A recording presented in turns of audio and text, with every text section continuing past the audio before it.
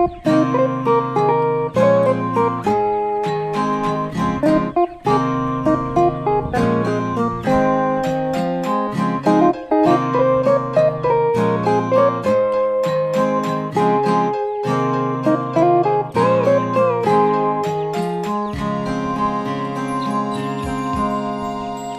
day sa ating lahat.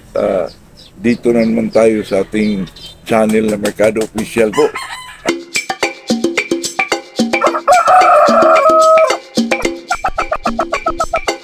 Bago tayo mag-umpisa ay shoutout muna tayo kay John Servano, Potsulo Katura, Super Typhoon Backyard, Glenn Terizo, Uyong Pelicano, San Mateo Rizal, Felix Ray, Baon Batangas, J. Patrimonio, Constantino Bantiles, San Isidro Northern Samar, Jojo Tumampad, Davao City, at saka itong kaibigan ko na si Mio Pring. Mio Pring, kaibigan ko yan.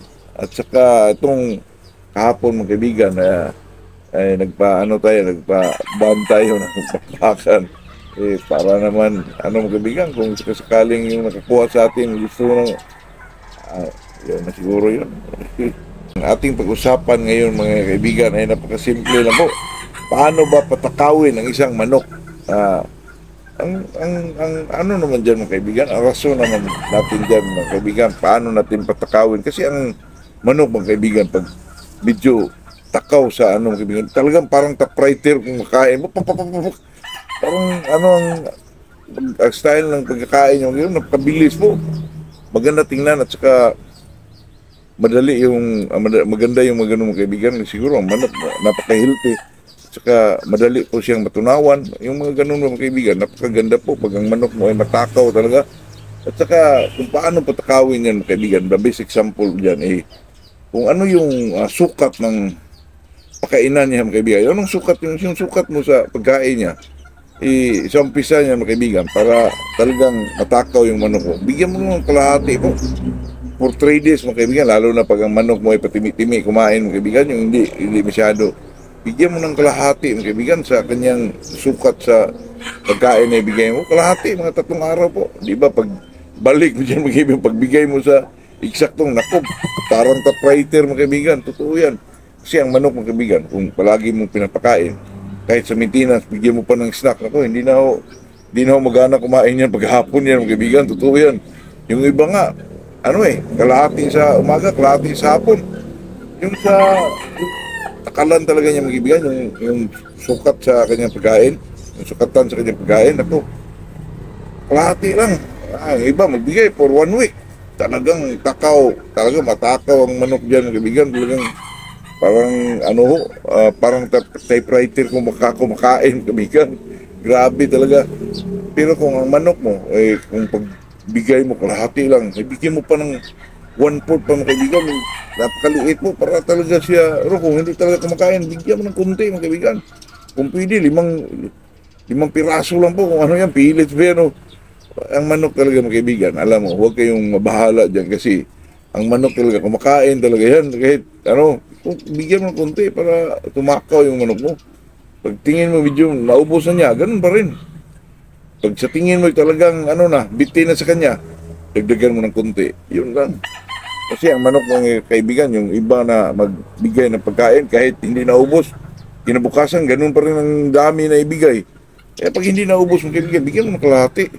Yun ang dyan, parang manok mo ay matakaw. Kasi pag sa hapon binigyan mo, hindi niya maubos, kinabukasan ganun pa rin ang sukat na ibigay mo.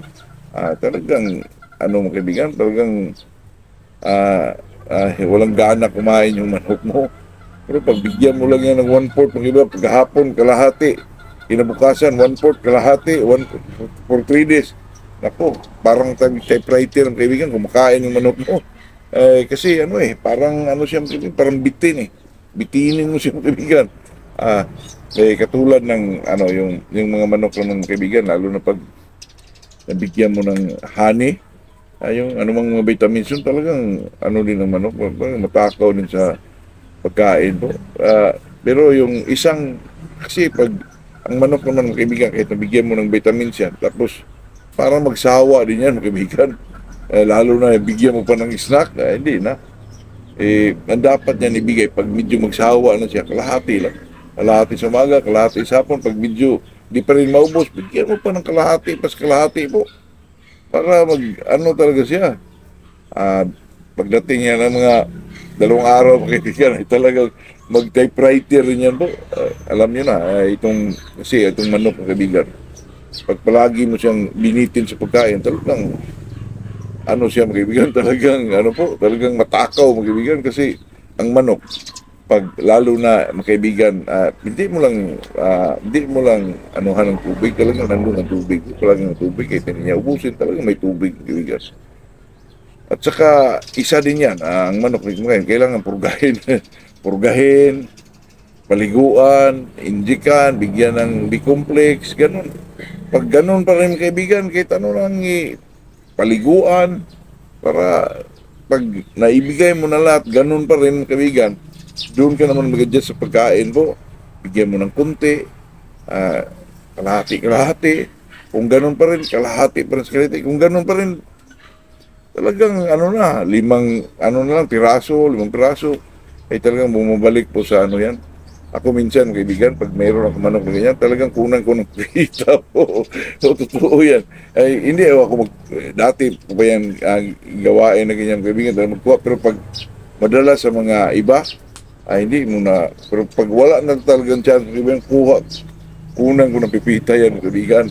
Tapos, pag magtaka ka, pag medyo hindi siya kain, pagdating ng 3 araw, mga kaibigan, talagang bumabalik po yung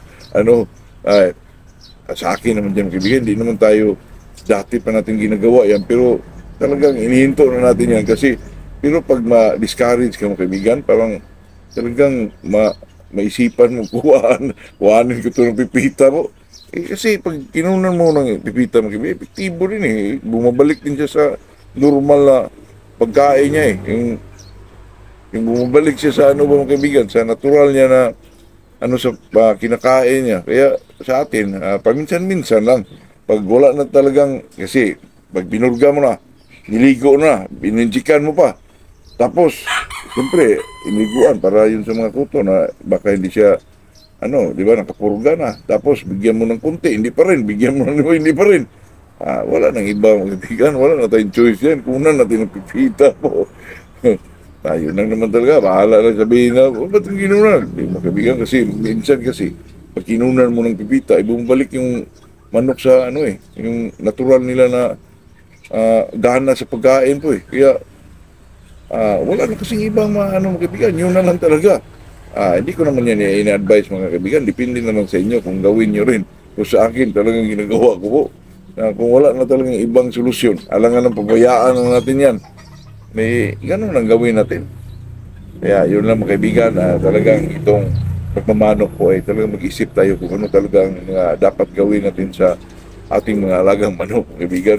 Kaya ako nga, pag medyo marami-rami yung mga medyo hindi kumakain-kain po, yung mga medyo patimi-timi mga kaibigan, ako nakaka-stress mga kaibigan. Kaya itong pagsasabong po hindi ho lahat ng panahon na ito ay pagpatagal ng stress mga kaibigan, ito din ang magbigay ng stress sa iyo. Kaya yung sabi nila mga kaibigan, ito ay usap-usapang magmamanok lang. Sabi nila yung sabong daw ay daw mga kaibigan, pampahaba ng buhay, pero hindi po kasi may nakita ko dito sa Baclayon mga kaibigan, natalo yung manok niya, tumba mga kaibigan, heart attack po. pero siguro sa akin, mas mataas ang porsyento ng yung pampatagal stress mga kaibigan at saka pampahaba ng buhay po. Mataas. Depende kasi yung mga kaibigan. Kasi pag medyo sakay ka sa excitement mga kaibigan, matalo yung manok mo. Parang martatak ka mga kaibigan, di ba? Parang ibang pakiramdam mo. Medyo may edad na yung kaibigan. Doon sa other tao ng buhol po. Ako mga kaibigan, na disgrasya po. Kasi itong magmamanok ka, lalo na pag ikaw nagkondisyon sa manok mo, di ba, pinailamusan mo pa, di ba? Tapos, kala mo, manalo na kasi ang palo super. Tapos, biglang napasukan ng palo, kaibigan. Tapos, nandiyan ka sa, Ako, para kang masyak rin, mga kaibigan. Kaya, yun ang sinasabi ko. Kaya itong buhay, mga kaibigan, talagang depende na lang siguro kung ano ang dumating sa atin to. Kaya, hindi natin masabi na pagpatanggal, pagpahaba, basta sa atin, mga kaibigan, palagi lang tayong masaya. Happy na ako dyan, mga kaibigan. Good morning sa ating lahat po.